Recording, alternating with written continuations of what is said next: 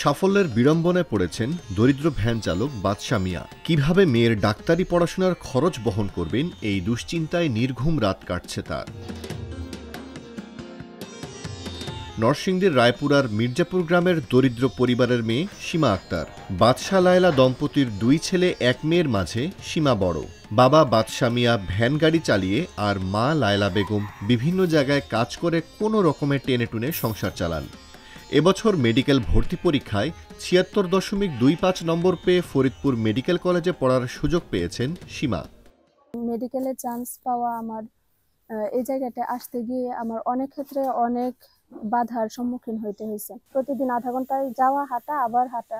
যখন কোচিং করতে যাই আমি মেডিকেলের জন্য, ওইখানে গিয়েও আমার অনেক টাকার জন্য আমাকে বাধা প্রাপ্ত হইতে হয়েছে। তাঁর এই সাফল্যের পথে এখন সবচেয়ে বড় বাধা পরিবারের আর্থিক সংকট। স্বপ্ন আর বাস্তবতার লড়াই চলছে একসঙ্গে। দারিদ্রতায় তার মেডিকেলে ভর্তি হওয়া দাঁড়িয়েছে অনিশ্চয়তার মুখে।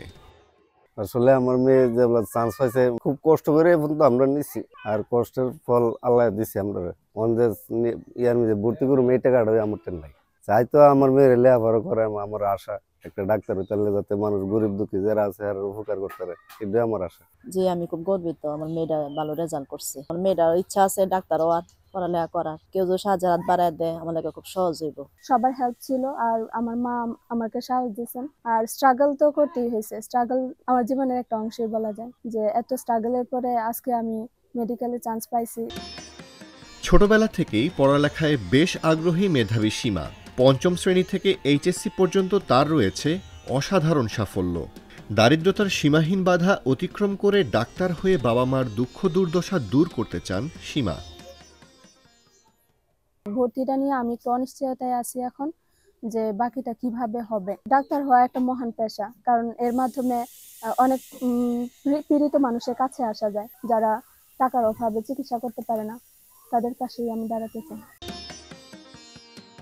সীমার এই সাফল্য যেন পরিবারের জন্য এক দুশ্চিন্তার কারণ হয়ে দেখা দিয়েছে। থেমে যেতে বসেছে একটি স্বপ্ন। সীমার যে স্বপ্ন পূরণের জন্য আজ তার পরিবার হন্য হয়ে খুঁজছে সহযোগিতা। মেয়েকে মেডিকেল কলেজ পড়ানোর স্বপ্নের শিখরে পৌঁছালেও সেই সাধ্য যে নেই ভ্যান চালক বাবার।